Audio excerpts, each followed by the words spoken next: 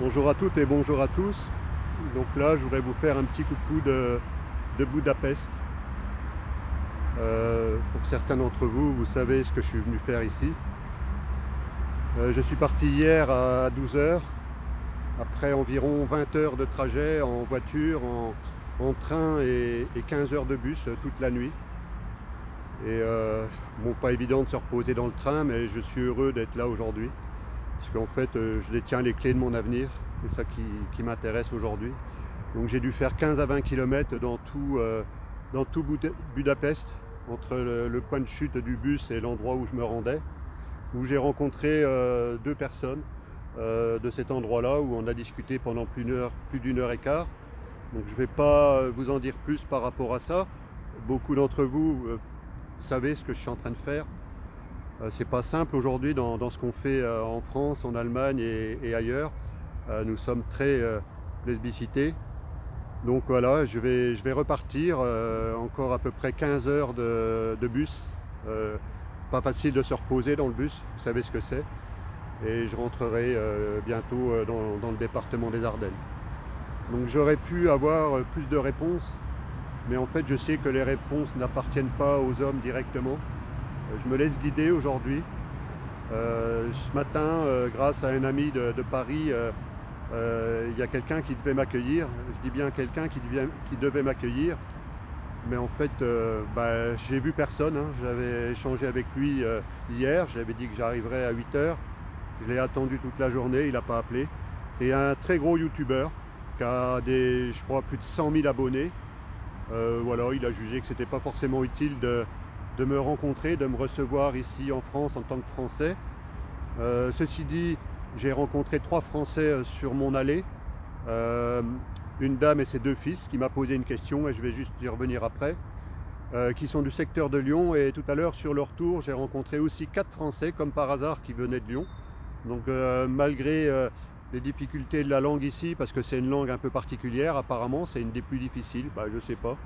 Mais en tout cas dans un pays qui est quand même très pop, très propre, très amical.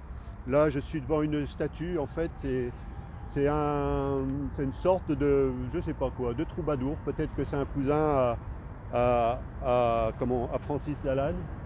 Mais en tout cas Francis ne la joue pas. Voilà, on voit des choses qui sont pas terribles, mais on voit qu'il y a encore quelqu'un qui a un peu de lucidité au-dessus, qui survole un peu tout ça. Aujourd'hui, on est à un tournant certainement de l'histoire de l'humanité, mais j'ai pas de pression. Je suis heureux d'être venu ici. C'est difficile de se retrouver tout seul. Tout à l'heure, ils m'ont posé la question, vous êtes venu tout seul, vous n'avez pas peur? Je ne ferai pas prendre de risques à qui que ce soit en m'accompagnant où je vais aujourd'hui. Si je dois prendre des risques, moi seul dois les assumer. Et j'ai pas la sensation qu'aujourd'hui je prends des risques en parlant de paix. Voilà. Alors je vais répondre au travers de cette vidéo au jeune de Lyon qui m'a posé la question. Donc il était avec certainement son frère et sa mère. Qu'aurait dû répondre à Macron, qu'aurait dû répondre Macron à Poutine quand Poutine a parlé de guerre? Et en fait c'est quelqu'un qui n'est pas contre Macron. Moi ça ne me pose pas de problème, je voulais savoir un peu. Alors il m'a posé ces questions-là, et qu'est-ce que moi j'aurais répondu? Et bien sûr, la réponse ne m'appartient pas, mais je pourrais tout simplement retourner la question. De quel droit, aujourd'hui, un homme qui serait censé sur cette terre prendrait des risques au nom de tout le monde? De quel droit, si vous aviez un ami qui était président d'une association, d'un club de foot ou d'un chef de famille, de quel droit cette personne prendrait votre argent, déciderait pour vous de votre vie ou de mort sans que lui prenne de risque? De quel droit les personnes qui se diraient pas les amis, c'est-à-dire qui se diraient l'opposition de ce personnage-là dans votre famille, dans votre club de foot, de quel droit certaines personnes pourraient ne pas agir pour pas que ce personnage-là continue à dériver dans ces dérives, je vais taire le mot, mais de quel droit ces personnes-là n'ont pas pris l'option de s'opposer délibérément en disant non? Que ce soit de n'importe quel bord politique, que ce soit Mélenchon, que ce soit Marine Le Pen, que ce soit je sais plus qui. D'ailleurs les gens du clan de Macron, parce que pour moi c'est un clan, c'est une caste, je suis désolé du terme. De quel droit aujourd'hui Ces personnes-là n'ont rien fait. De quel droit aujourd'hui l'armée n'a rien fait pour s'opposer à ce personnage-là qui décide de la vie de chacun d'entre nous, des populations de France, d'Allemagne et d'ailleurs d'Europe, de toute l'Europe, du continent, du monde entier. De quel droit? De quel droit un personnage qui a été élu par une minorité se permet de décider de la vie de chacun d'entre nous? Est-ce que demain, si vous aviez qu'un membre de votre famille, un membre, un dirigeant de votre club de foot, de votre association, de votre conseil de famille, de je ne sais pas quoi, est-ce que vous seriez en accord? Est-ce que vous ne diriez rien? Est-ce que vous accepteriez cet état de fait? Aujourd'hui, la majorité d'entre vous, vous êtes prêts à accepter cet état de fait. Moi, je ne fais pas partie des personnes qui suivent des gens qui sont dangereux. Le personnage qu'on a élu en France est un personnage dangereux. Et si ce n'est pas vrai, ben, qu'on vienne m'apporter les preuves du contraire et qu'on en soit en train de parler de paix. Par quelle obligation des personnes comme moi sommes en train de parler de paix en permanence?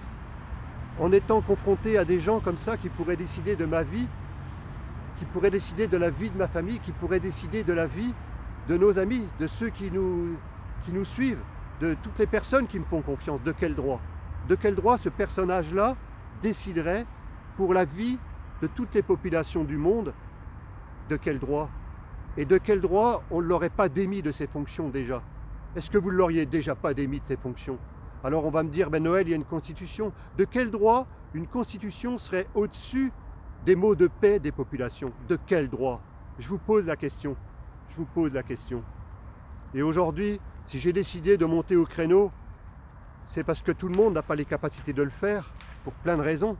Ce n'est pas forcément des capacités, c'est-à-dire des personnes qui valent moins que moi, parce que tout le monde a la même valeur que moi. Et jusqu'à preuve du contraire, ce personnage-là, je pense qu'aujourd'hui, il a beaucoup moins de valeur que moi sur cette terre.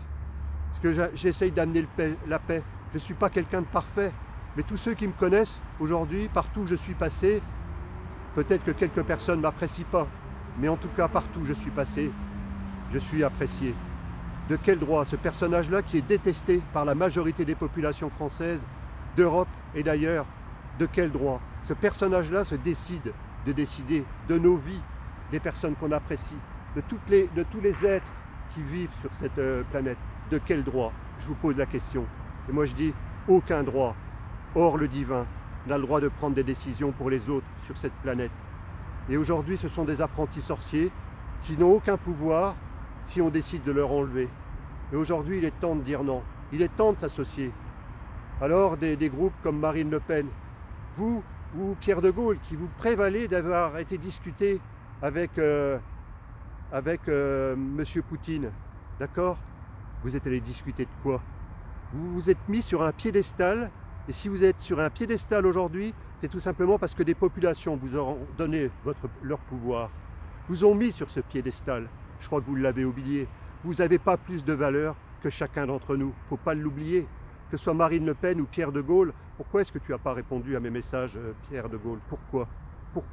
Pourquoi est-ce que c'est quelqu'un comme moi, qui est fils de chef FFI, d'engagé dans la première division française libre, est obligé de monter en créneau, en prenant des risques peut-être? Pourquoi? Je vous pose la question. Pourquoi tous ces gens-là, aujourd'hui, ne sont pas une véritable opposition au pouvoir en place, au pouvoir des élites qui décident de la vie et de la mort de toutes les populations de France, d'Allemagne, d'Europe et d'ailleurs? De quel droit? Aujourd'hui, certainement, on est à un tournant de l'humanité. Je pense que les partis politiques aujourd'hui en France ont oublié une chose. Vous pensez que vous êtes très connus en France. Il y a une coalition qui s'est mise en place aujourd'hui en France, de plusieurs mouvements politiques de paix, avec à leur tête Francis Lalanne et Dieudonné. Et je suis fier que ces gens-là aient relevé le flambeau, peu importe ce qu'on dit d'eux. Avec toutes les galères qu'ils ont subies dans leur vie, ils ont osé monter au créneau pour s'opposer à ces gens-là. Et dites-vous bien qu'aujourd'hui, vous ne l'arrêterez pas. Certainement que je suis connu beaucoup plus en Allemagne que certains d'entre vous, dans la tête des partis politiques qui vous mettent en avant par les médias. Et puis d'autre part, je voudrais aussi rajouter une chose par rapport à tout ça. Tôt ou tard, il y a une coalition qui va se mettre aussi en place avec des Allemands, des Belges. Ce sera un des mouvements de coalition les plus importants d'Europe. Que vaudra vos petits partis politiques à ce moment-là? Vous vous pensez supérieur à tout le monde parce que vous êtes en France. Mais au niveau européen, qu'est-ce que vous vaudrez? Même si vous êtes dans tous les médias, qu'est-ce que vous vaudrez par rapport aux bouches et oreilles de toutes les populations de France, d'Allemagne, de tous les pays d'Europe, et peut-être même une coalition mondiale pour la paix?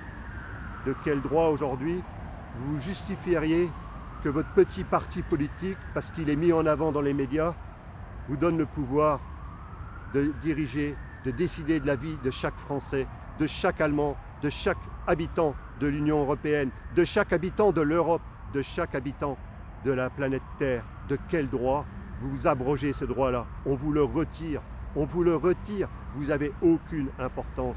Vous n'avez pas plus d'importance que nous. Donc aujourd'hui, je ne suis peut-être pas élu, j'ai peut-être pas été élu, mais en tout cas aujourd'hui, je suis le porte-parole de toutes les personnes qui ne peuvent pas s'exprimer dans les médias, qui ne peuvent pas s'exprimer dans les élections. Croyez-moi, avec ou sans moi, ce qu'on a lancé, ça se réalisera.